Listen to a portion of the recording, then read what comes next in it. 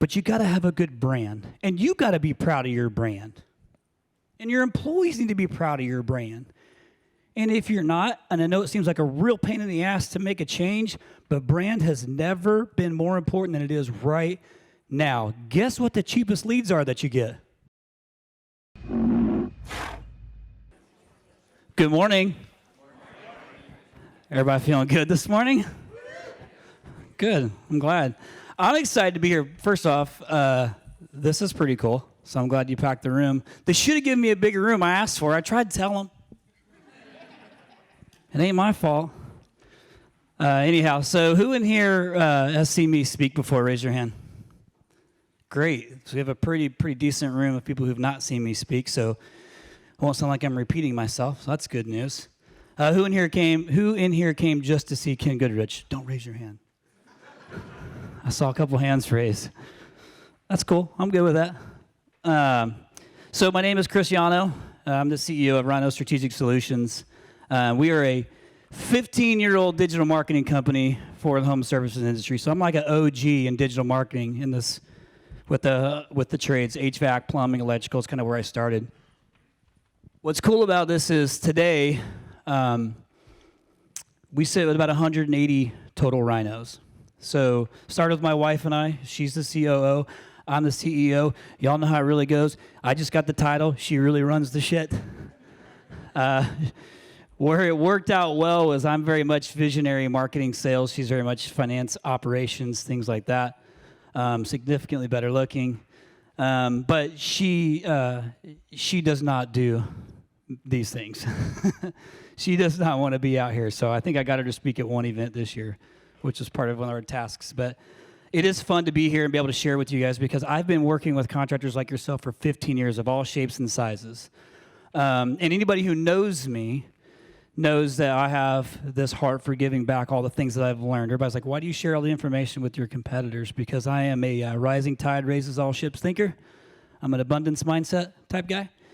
But one thing I've learned in my 15 years of leading this thing is that, I don't have all the answers either. So I had to ask for help too. And sometimes being vulnerable is like a pretty weird thing, us guys and our pride to let it go. So I learned that, in this deal of trying to do what's best for you as the contractors, we weren't figuring out the social media space as quickly as I'd like to have done it. So early on, I got to partner with a guy named Gary Vaynerchuk. Any Gary V fans in here?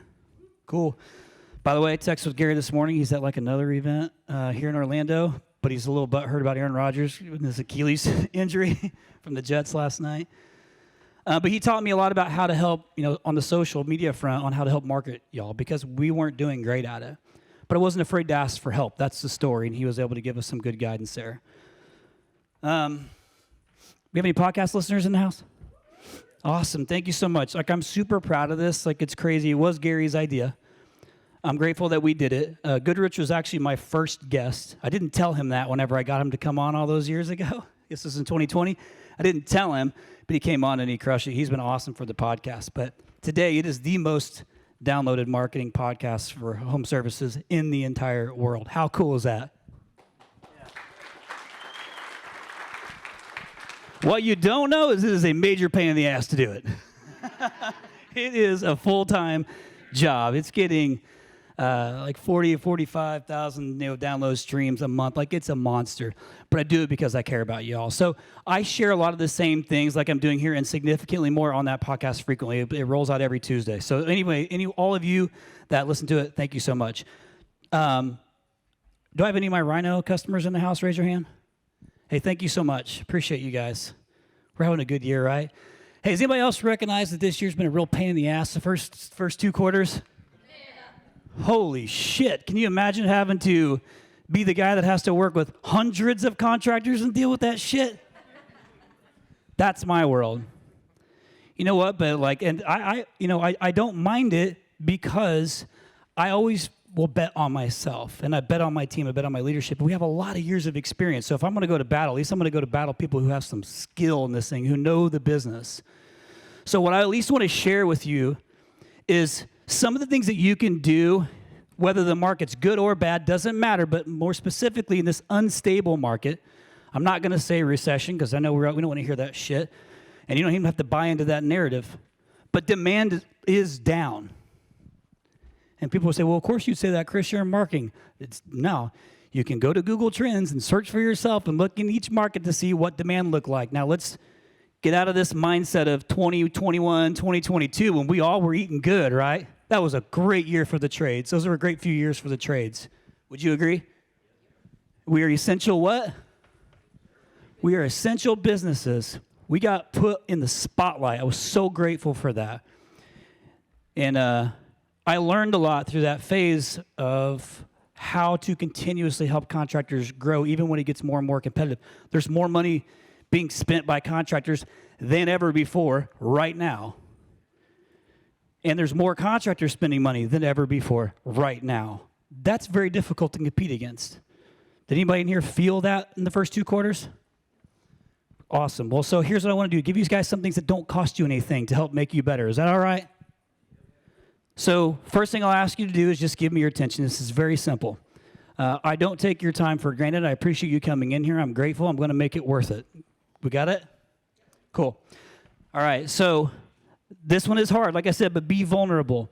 You can sit in this room with the attitude of like, oh, I already know this shit, or oh, I've already tried that before. I'm asking you to maybe think differently because maybe you could have done it differently. And the odds are you probably could have. But we can't let go of our pride. We know everything. We don't know everything. Be vulnerable. You might not know everything because what got you here might not what? Does that make sense, though? Like, it's not just some cliche bullshit saying. What got you here might not get you there because it's different right now. Do you guys feel how different the market is right now? So even though demand is down, is it gone? No. Somebody's going to go get it. Why not you, right? So this leads me into what I call 5 percenters. And there's probably a few people in here that can share with you my 95-5 rule, this theory that I have. It's not a theory, it's a fact. And I share this before every presentation. I've done like 500 of these things over the years. Who in here knows my 95-5 rule? Raise your hand. Were you just waving at somebody? Oh, that was a really poor timing. Would you like to come up and share what the 95-5 rule is? I think you do it.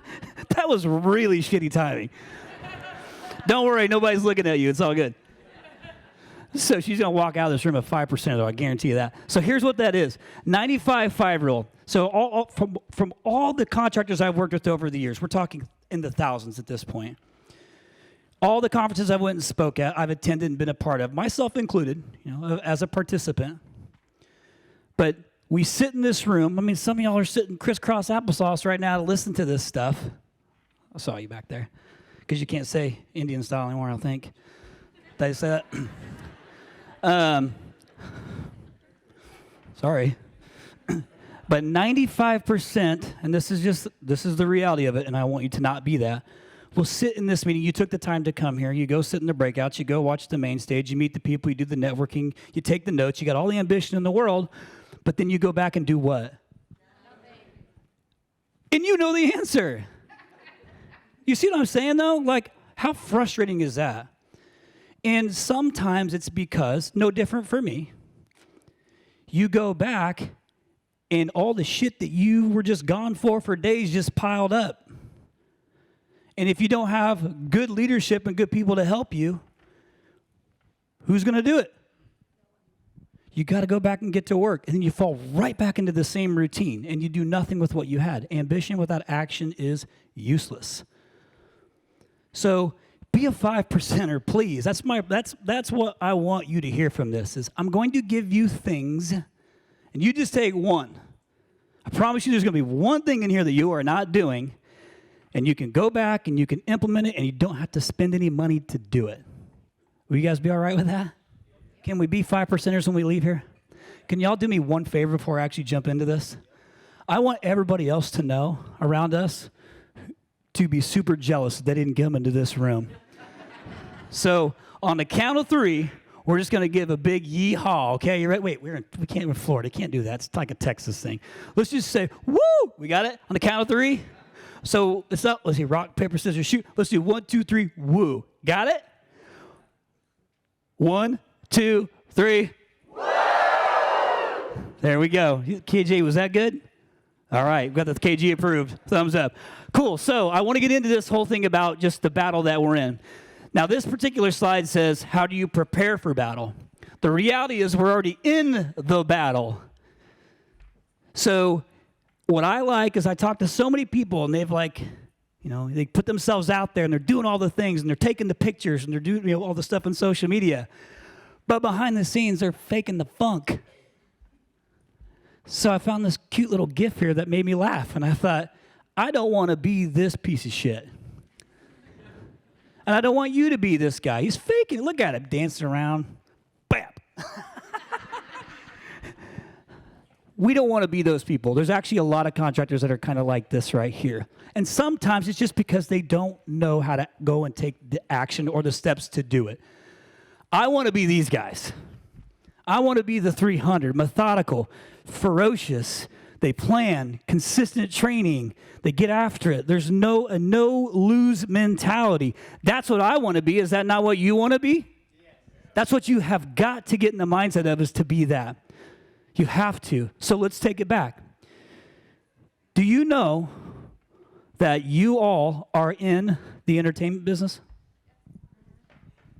You're in the entertainment business. Isn't that cool? Did you ever think you're going to be in the entertainment business? Because the first thing you got to do is get influence. You have to get somebody's attention. If you're heating and air, plumbing, electrical, roofing, don't matter what it is, the first thing you got to do is get someone's attention to even consider to look at you when you know they don't want to in the first place. And you got how many people in the same place doing the same thing as you? The very first ROI you got to get is return on influence. Did anybody watch Simon Sinek give us a presentation last year? I love that dude, by the way. He has a little 15-minute TED Talk that's old school on starts with why. So even the ADHD folks like me can get through 15 minutes. I watched it, and it was a game changer for me. People don't buy what you do, they buy why you do it. Think about that. The purpose behind the business. You can tell that story, and people can buy into it. So first things first, you got to have a decent brand. And you got to have a good brand story that you can tell. I think arguably Ken and I have become really close, has one of the best brand stories about holding a flashlight for his dad, and he tells that story over and over again, and it's relatable. But you got to have a good brand, and you got to be proud of your brand. And your employees need to be proud of your brand. And if you're not, and I know it seems like a real pain in the ass to make a change, but brand has never been more important than it is right now. Guess what the cheapest leads are that you get? Branded leads. Man, referrals is pretty good too. Branded leads have the lowest cost per lead. And you look at it as like, holy shit, that's a big undertaking. You know what's worse is not doing it. And then continuing to have the same performance over and over again. Brand equity makes such a massive difference in marketing campaigns. Massive difference. So you got to get your brand on point. Plenty of great companies out there. You got KickCharge, you got the prolific guys who have been great. So between those two, they're fantastic. I'm going to go into some very, very simple things here. And some of you all see me give this presentation before, and I still do it because people still don't do it. Do some of these things, but it's very simple. You got to get attention. Once you get somebody into your website, they don't want to be scrolling through all your shit. By the way, y'all read the content and think like, oh my gosh, it says this. Nobody's reading the content on your site. Can we agree on that? Like, everybody thinks it's so important, to make sure that, Chris, I wouldn't write it that way. Nobody's reading it. I should say nobody. Maybe 1% of people are reading it. But we know that Google's reading that stuff, so we got to make sure there's good content in there. But the point is that people want to make decisions fast, right? I'm no different. I don't even want to talk to somebody to book an appointment anymore. The 6 P's of marketing still stand true today. Number 1, product. Why in the world do we make people guess what we do? You go to a website, you pull your phone out, and you're scrolling. If you are comfort, home comfort, be a little bit more specific. We understand what that means. But does that mean you do heating and air conditioning? Does it mean you do plumbing? Are you putting that somewhere? If somebody has to scroll and look, what are people going to do? Yeah, we all are busy. Like everybody's busy. And so you want to get things done quickly. Don't make people guess what you do before they ever even scroll on their phone or on desktop. And by the way, don't be ignoring this desktop stuff because there's still like 40% of the traffic coming into this thing and they're heavy install buyers for you HVAC folks. So plenty of people sitting at work on that desktop still reaching out to contractors. You cannot ignore it. But before they ever even scroll there, make sure they know exactly what you do. Product. Number 2, where do you do it? I don't care if you've been in that market for 50 years, 100 years. Still make it very clear. I do heating and air conditioning in Charlotte, North Carolina. I do plumbing in Phoenix, Arizona. Make it very easy for them to see exactly what you do and where you do it. Got it? Product and place. The next one is a topic I like to talk about. It's always controversial, but price. And we all just want to race to the bottom, right? Guys, I'm making a joke. You can't give me like those death stares. I'm just kidding. That was a joke. Maybe the delivery was off. Here's the reality. People are buying equipment and things online without even talking to somebody. Is that weird? People have talked about it forever, but those things are happening. Or if you're putting a price on there, what happens whenever somebody reaches out to you and they say, hey, can you give me a ballpark? What do you normally say? Somebody throw it out. Got to send somebody. Okay. Do they call you back? 9 times out of 10, do they call you back? 1 time out of 10, they call.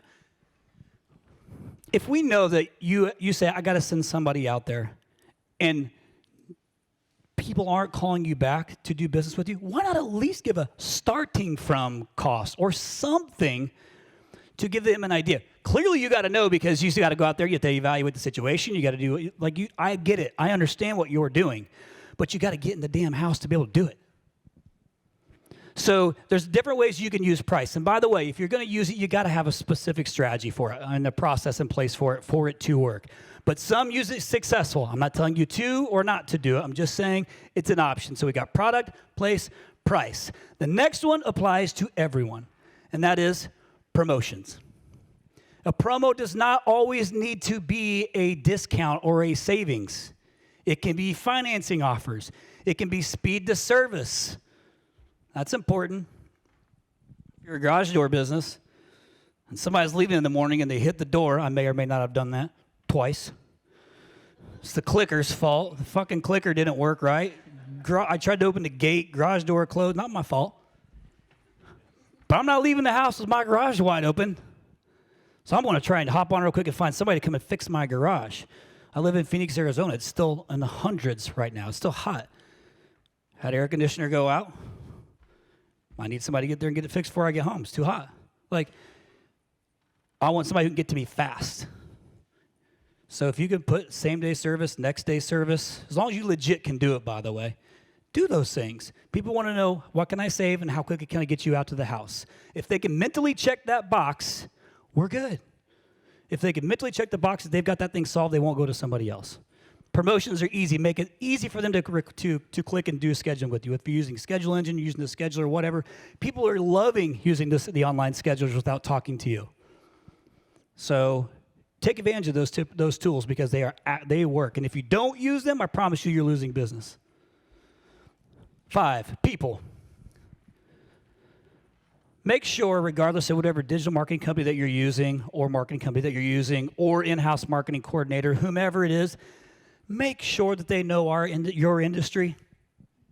This is the most annoying thing because being an OG, 15 years in the trades in digital marketing, I see all these other marketing companies come out of the woodworks that are home services specific. Not hating on them, but I'd love to say for somebody who's in the air conditioning world, say, hey, what's a heat pump do? And let's find out if they really know what the industry is. That's a good one to ask. So if you want to know, does your digital marketing company know the HVAC industry, ask them what a heat pump is on the fly. And they'll watch them squirm. Point is that you got to have good partners. It's never been more important right now, given the battle that we're in, to have somebody that understands the psychological part of the sale of your customer. Because I'm in the job of answering all their objections before they ever even call you. That's how I got to get them to call you. because they don't want to call you in the first place, right? I'm not saying all the time, but the majority of the time, it's not because they wanted to call their local heating and air conditioning company. But we still need their business, right? So we got to get their attention. You got to have the right marketing partners who know your industry and know it well. Know it well. And understand how to get to the homeowners and what they're going to ask before they ever even ask it. Last, my favorite. Personality. The last P is personality. I'll tell you what, it's your lucky day. You know why it's your lucky day? Because you can give your business a new personality today if you want to. With social media, you got the perfect proving grounds to record a little video because you always question, like, I'm not going to record this video, it's going to suck. Not many people are going to see it anyway, okay? Let's be honest. So don't overthink it. But you can record videos, humor, things like that to give your business a personality. If you're in the heating and air conditioning business, garage doors, roofing, doesn't matter. They aren't sexy industries, sorry. Do we agree? Except for us successful businesses, and they see what we can make with these businesses, then we become real sexy. When there's a pandemic and we are, you got it. We were working, and we got real healthy, real fat. But give your business a personality. It's totally fine. People want to laugh. Who in here looks at TikTok stuff? Raise your hand, TikTok. It's okay. Don't be ashamed. Raise your hand. We all know you go down that rabbit hole. It's because this stuff works and people want to be entertained, but you got to entertain them quickly in order for them to continue to watch what you do. But you have the perfect proving grounds to do it with social media. You can get an intern. All you got to do is go ask your 12-year-old. My daughter is 8. I got 4 kids. I have a 23-year-old who just swore into the military yesterday, which is pretty cool on 9/11. Yeah, she graduated college. She went to college for 5 years, and then she went to the military. So don't clap too much. I had to pay for that shit for 5 years for her to figure out how to go to the base. She went in as an officer. But you can, the point being is, so many of these young kids really, really get social. And like, I'm not afraid to ask. But you can get really good interns to help with these things. You don't need a bunch of fancy cameras and shit like that. You got a phone. These phones are fancy, as long as you got an Apple. So you got to think out of the box sometimes. What am I looking at right here? Somebody shout this out. Milking a cow. Anybody here grew up on a farm like I did? Grew up on a big old corn and soybean farm. Didn't have cows. Now you're like, why the hell does Chris have somebody milking a cow on the screen? And it says thinking outside the box. I wonder, like, okay, I'm a big fan for doing things outside of the box, thinking outside the box, trying new things. I wonder what this dude was thinking when he thought, before like milk was a thing, is he sitting there looking at this cow and thinking, you know what? I wonder what happens. I wonder what happens if I just reach over there and give it a little tug. What happens? I mean, thinking out of the box, maybe weird as shit, 100%. And we got milk. Now, it's a little bit crazy, right? It's a funny joke. I mean, I really those are some of the things I sit and wonder. Sometimes I'm like, what the fuck was this guy up to when he looked at that cow and said, I'm going to go pull its udder, and they got milk, and then we're going to drink that? But I love when you think outside the box, too, and do simple things. Like, here's a good example. Anybody know the Peterman brothers up in Indianapolis, Indiana? Chad Peterman, really good friend of mine. What I love about what these guys do is they take this stupid-ass cardboard cutout of Tyler and Chad, and they take it all over the place. So you can write your little $250 check or $150 check for sponsorships and T-ball and things like that, and then you move on. You don't do much with it. Stop doing that. Be a part of it. Go get involved out there. It's grind time. You got to try and go to every little avenue that you can. Use your truck to pull a float. Even if you don't have a caricature or an illustration of yourself, and you have your brand, do something with it. Go, like they took it to the state fair. They took it to the zoo. They took it to the children's museum. They took it to the Indianapolis 500. And they got people coming up and taking pictures with it. And all they did was have an intern take it out there. Intern take it out there and get people to take pictures with it. It was just good branding. But they're pulling out all the stops, trying all the things. So another one that you could do, and one of my favorites is this example that I've showed many, many times. Vince, I know you've seen this a few times. So Kmart was known for what? The blue light special. All of us poor folks shopped at Kmart. And so if you don't know, that's what it was about. Blue light special. And then this company called Walmart started coming in and whooping some Kmart ass. And they had to pivot and do something because they were losing so much business from Walmart. So they came up with one of the most creative ads that ever came out, especially in that time frame. So I love this pivot that Kmart did to put themselves and think outside the box and run this ad campaign. Ship my pants? Right here? Ship my pants, you're kidding. You can ship your pants right here. You hear that? I can ship my pants for free. Wow, I just may ship my pants. Yeah, ship your pants. Billy, you can ship your pants too. I can't wait to ship my pants, Dad. I just shipped my pants, and it's very convenient. Very convenient. I just shipped my drawers. I just shipped my nightie. I just shipped my bed. If you can't find what you're looking for in store, we'll find it at Kmart.com right now and ship it to you for free. Hey, does anybody remember that commercial? Does anybody remember what the follow-up was to it? Big gas savings. Big gas savings. But this one was way better. But for Kmart, that was like, I mean, that's the gray area for anybody. You go ship my pants. It's only one letter away, and it sounds the exact same. Like they found the gray area and danced all over that thing and tipped their coat across the line. I love it, man, and it was incredibly successful. That's thinking outside the box. Don't be afraid to do it. There's a lot of success on the other side of those things. But you have the perfect proving grounds to do it in social. So, how to get some social attention. You heard me say you're in the entertainment business, right?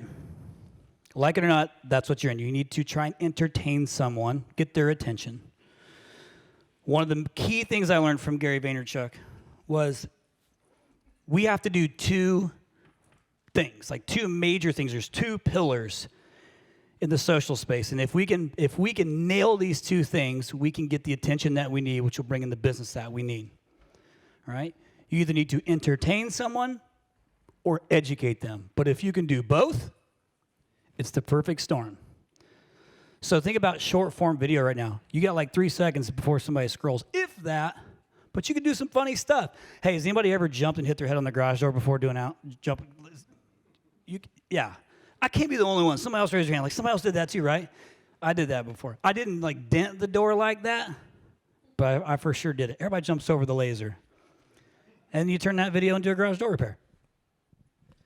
You know, the call answering service one. Who in here's had pleasant answering service experiences? But you can use short form video right now between TikToks, Facebook, Reels, stories. All this stuff is working so good. Now you think, well, who's going to do all that shit? Who has time to do those things? If you're not doing it, you are falling behind 100%, because people are watching these videos nonstop. Those who know me know I'm an analytical nerd. I love numbers. I love data. I love watching patterns.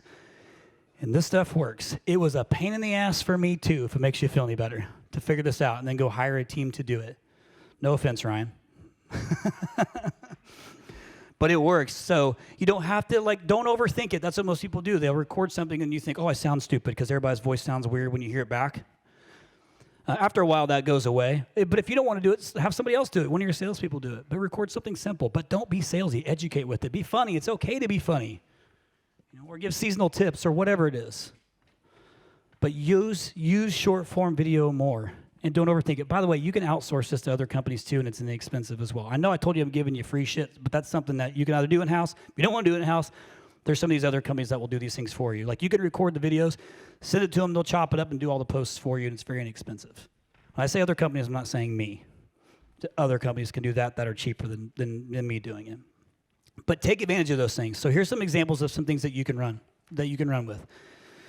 Who in here has that on social media, Facebook, your community where you live has its own Facebook group? Anybody have that? Raise your hand.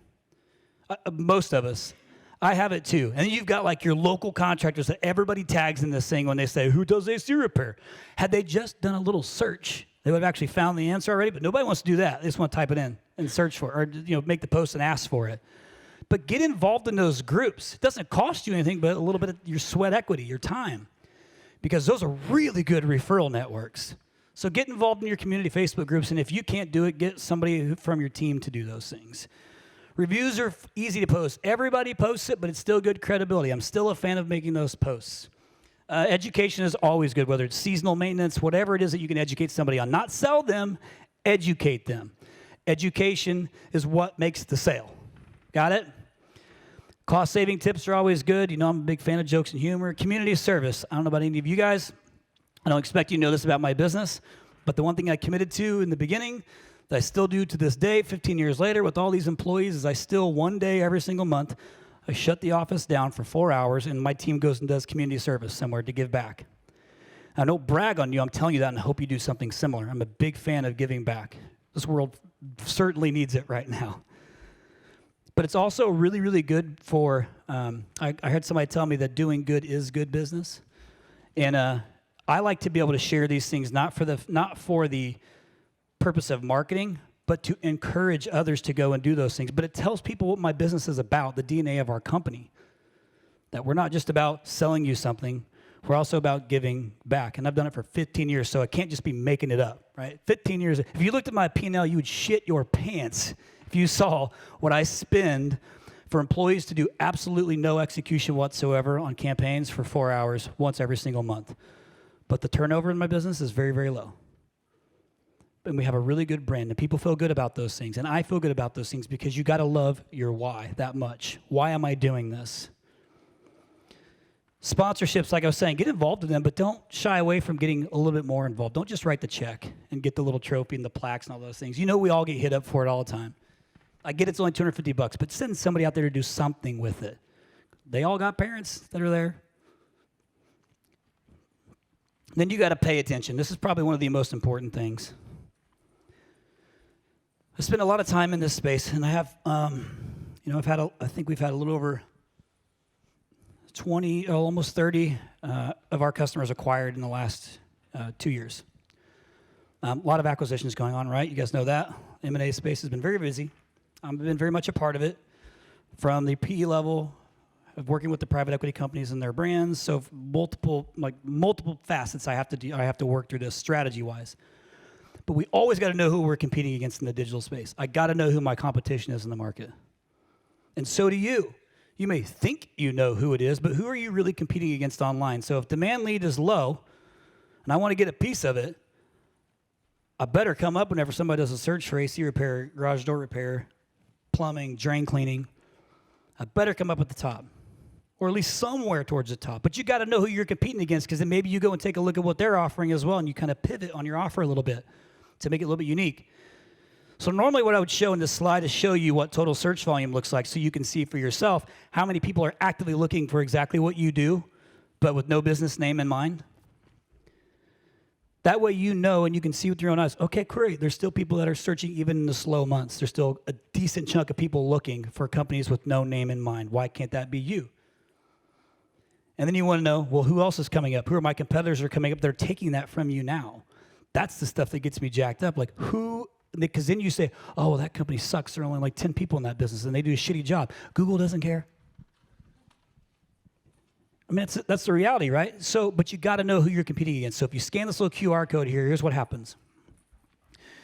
You'll put in 1, 2, 3, whatever markets that where you're at, and the team will run a report for you to give you search volume and tell you who the top competitors are in that market, and they'll give it to you. And that's where it stops. We don't sell. We don't do outreach like that. We have plenty of inbound volume coming in. I'm doing this to give this to you, so that way you can see who you're competing against now. Who has gotten one of these reports for me before? Did I call and pitch you after it? Did the team call and pitch you after it? Well, did you guys use it? We used it for you. There you go. But the point is let us do the heavy lifting for you, so you at least know where you stand in your own market. Is that cool? Does everybody get that? Anybody want to get this again? I'll actually have it at the end, so you have to just wait a second, run through this. Most importantly, though, when you're doing all these things, don't just throw shit against the wall and hope it sticks. Track it. It's so easy to track results. Guess what? If you have Service Titan, you really got no excuse. It tracks everything that took place from that sale. And you can track it all the way back to lead source. And the cost per lead. I want to share just a quick one since we're down here in Florida. One of our customers, Jason Bueller. Anybody heard of Bueller before? Anybody watched the movie Ferris Bueller? Why he didn't make that his name right out of the gate for his company, I don't know, because it's brilliant for Bueller. It was like Air Source America or some dumb name like that. He says that, by the way, not me. The reason I show you this is because you can do this if you're sitting in this room right now. And there's two things that will help get you to this information regardless of Service Titan. You have to know exactly what's coming in and the revenue coming from it and how your team performed on it to know what to do next, to plan what's next with real numbers. So January through April, not an amazing time of year in Jacksonville, Florida. Pulled in 265 brand net new repair leads. Yes, you keep track of everything, but I'm in the game of new business, not repeat and refer, but it's the new business game. 265 repair leads, 166 install leads, 110 maintenance leads, and 17 ductless leads. They booked those calls, the new calls, not overall calls, the new calls, the new customers at a 54% click with an average cost per lead of $113. Would anybody take those numbers? $113 cost per lead, though, folks. Booked at a 54%. That's actually not bad because the industry average is sitting at like 40%. In January through April, that was great. The company's doing very well. May through July, 786 repair leads, 194, 162 on maintenance, 24 on ductless. We all look like rock stars in summer when it's hot. But how amazing was this summer? I mean, Phoenix, we had 1 month that was 110 degrees plus every single day except for one. And everybody was waiting for that month. But now that month has passed, and we're going into fall. What happens in fall? Does demand naturally dip in fall for any of you HVAC guys?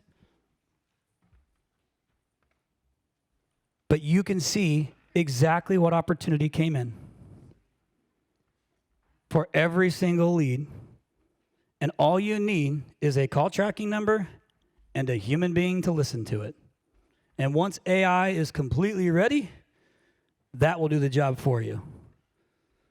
A human being and a call tracking number is all you need to throw on a campaign, whether it be PPC, SEO, social media, OTT, whatever it is, and have a human being listen to those calls to hear what exactly came from it. And was it a new customer? Because if they ask, are you an existing customer? No, I'm a new customer. Or if they submit a contact form that says, yes, I'm a new customer, it's very, very clear that you can tell it's a brand new customer. And how many of those came in? And what did you spend to get them? Pretty easy to get to your cost per lead, right? But at least you know exactly what came in from it, regardless if you closed it or not, because that's not marketing's fault. That's on you. But you got to know. And sometimes you just have somebody do it for you. But all you need is a call tracking number and a human being. Then you tie those call tracking numbers straight into your Service Titan tracking numbers, and you can see revenue. It's very clear picture. So any of the conversations I have at a bigger level with a private equity that has multiple brands, I'm always looking at these numbers. What did we bring in? What was the cost per lead? How did you perform? How is your CSRs performing? And what's the revenue attached to it? If I have all that information right there, I can move the needle. I can find out how we're performing or your marketing company's performing, and that you can find out how you're performing. A call tracking number and a human being. That's it. And they're super cheap. Call Source, Call Rail, there's a bunch of them out there. So I want to talk about this real quick, and then we're going to transition out of this thing.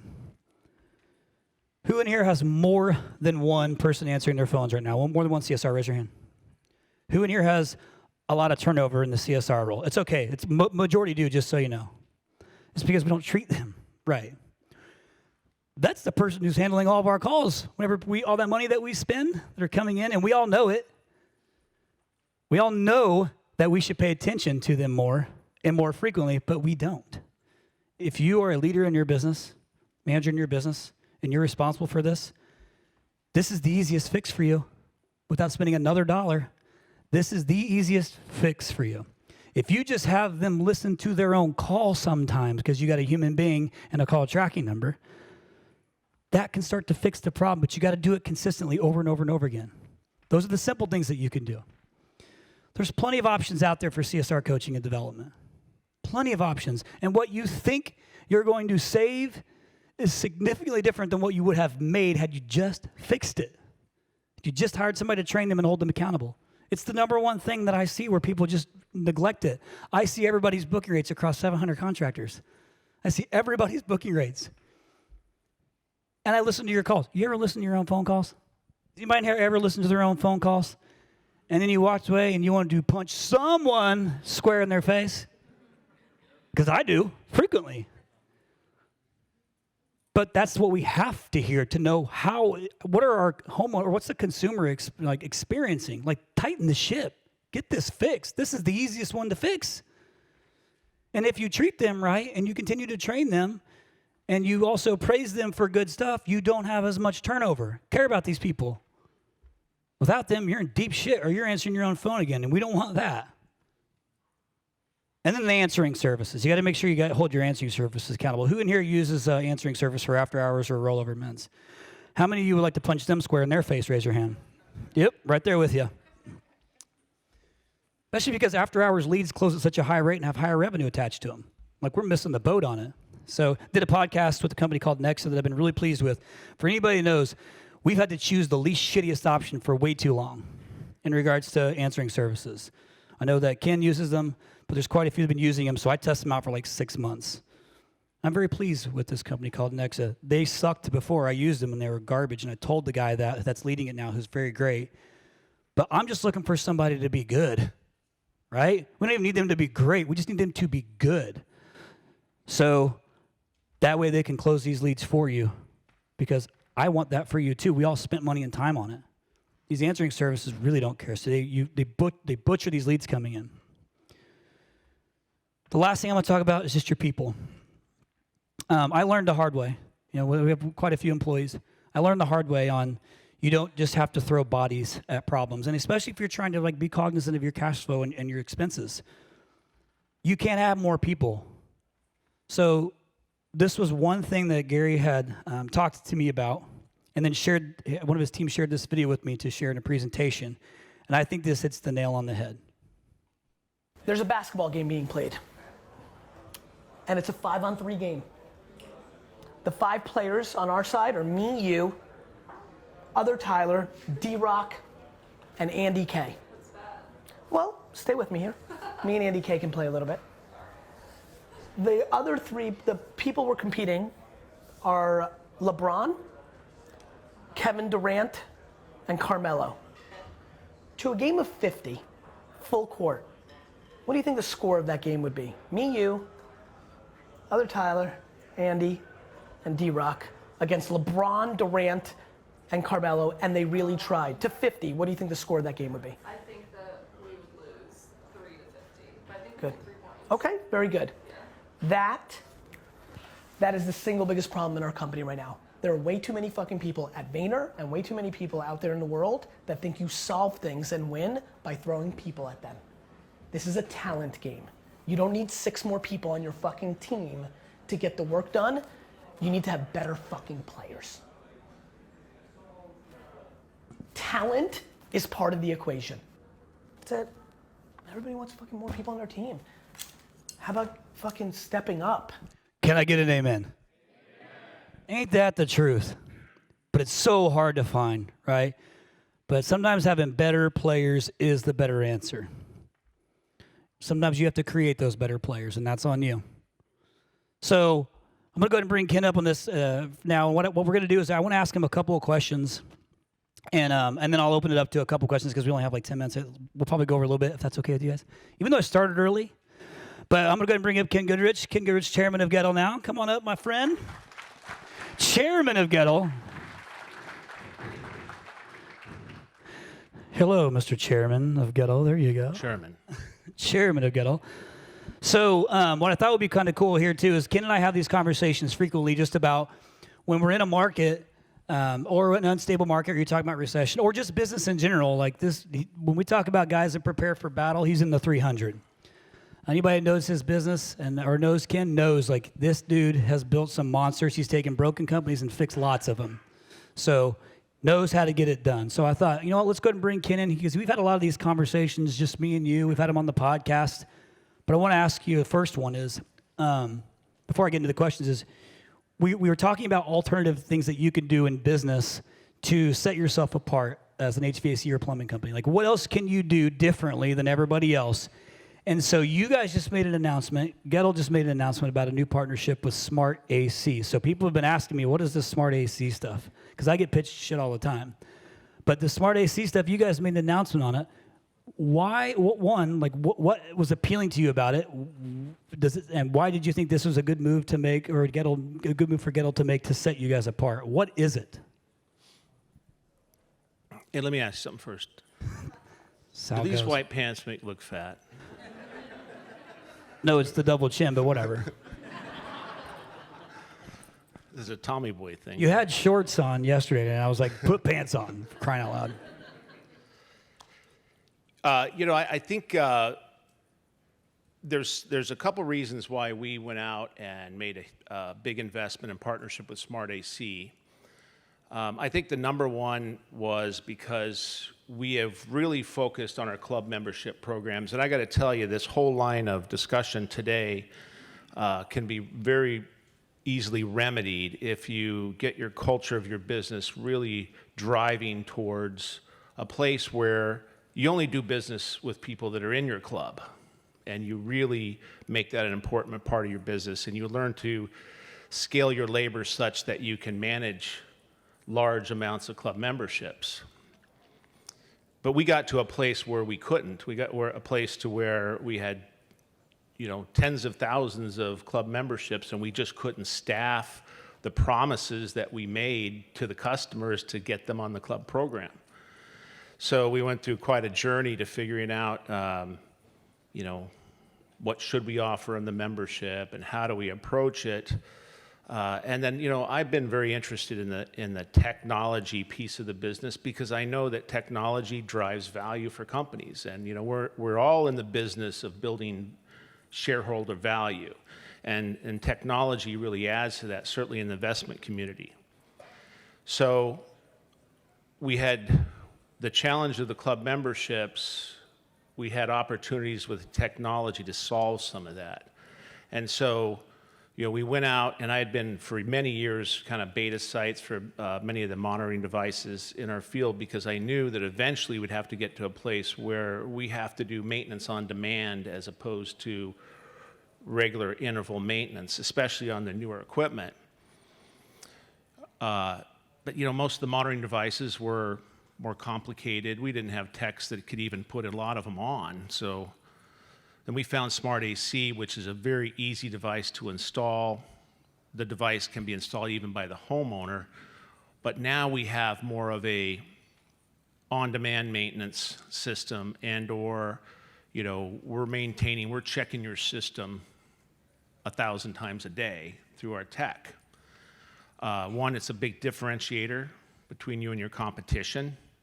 Two, it enables you to scale your club membership program. And like I said earlier, just imagine a day when you had enough club memberships that you didn't have to go out and spend 10% of your revenue on marketing to go get new customers, and you could leisurely do your business with your customers and have long-term relationships with you.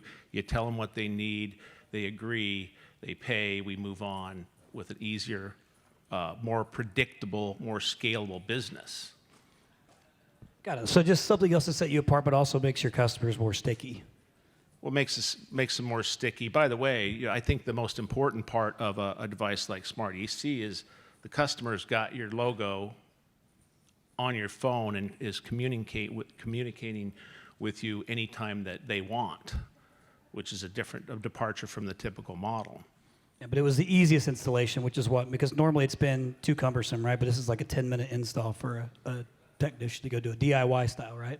Yeah, I don't know about 10 minutes, but yeah, it's a very easy installation. I mean, we have cases now where we're mailing them to our customers and they're self-installing, and you see the app come up on our portal, and we got a customer.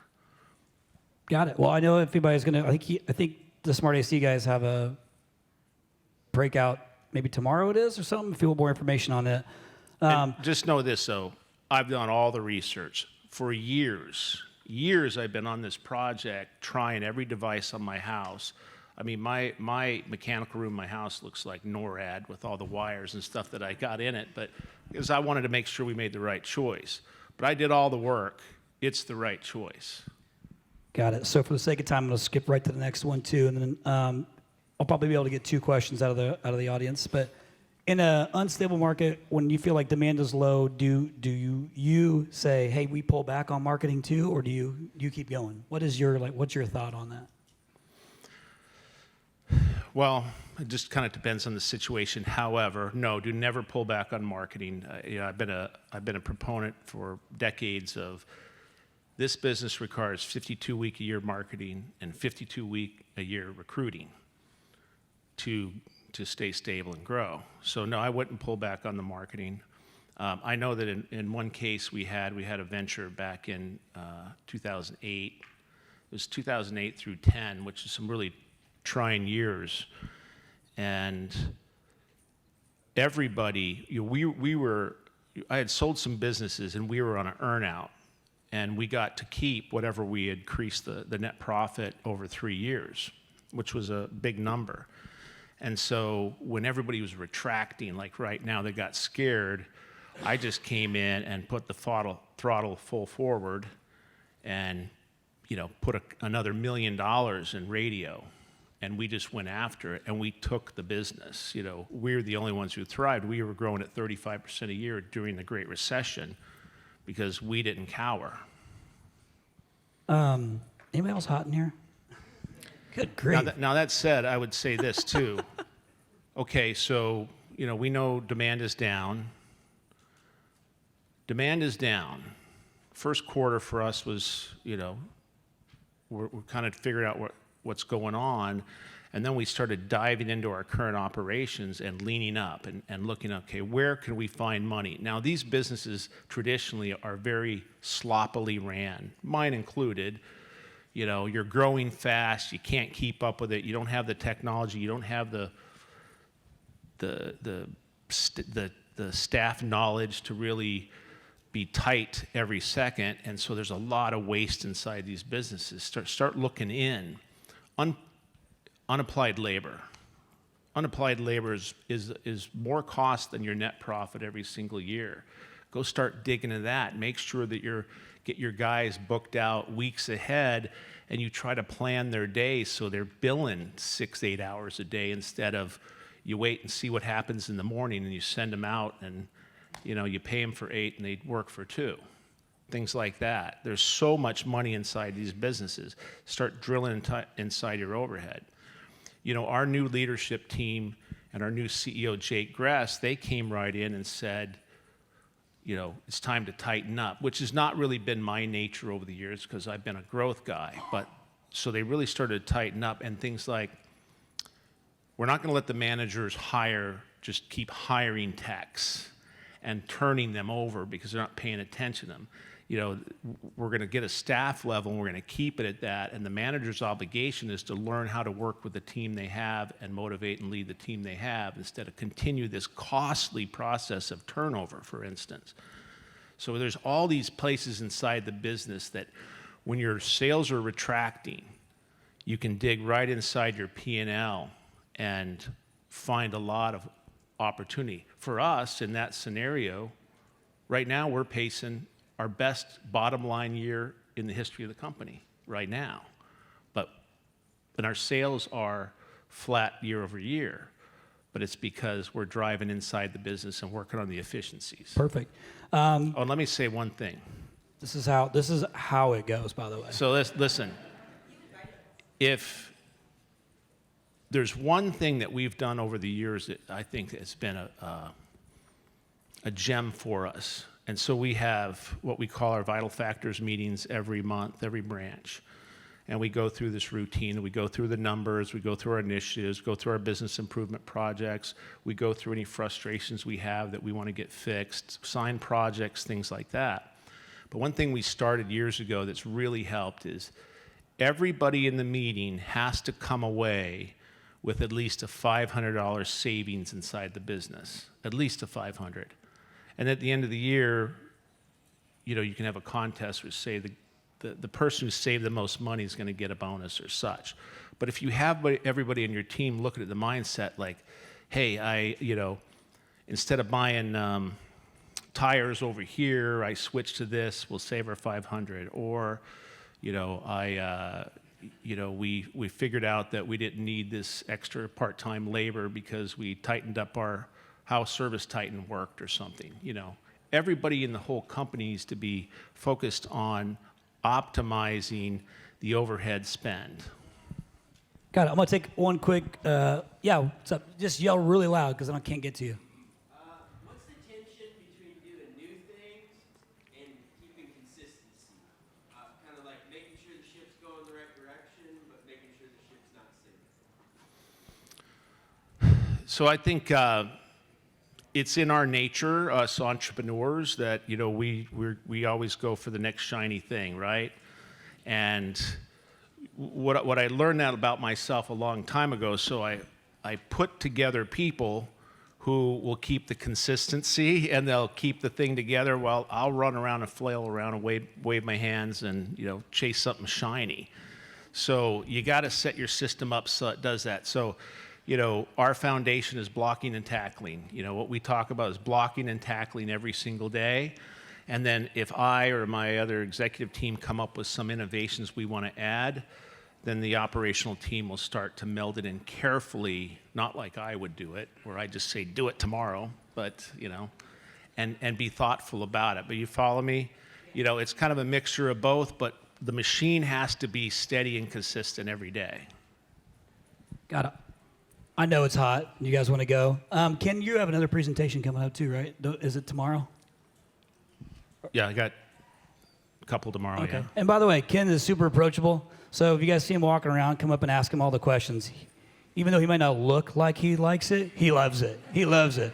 So I'm sorry I can't ask any more questions, but listen, if you guys have any more questions for us, we got our booth out there too. I appreciate y'all coming in here and sweating it out with us. Hey, good news is we're all 5 pounds lighter. Thank you guys so much.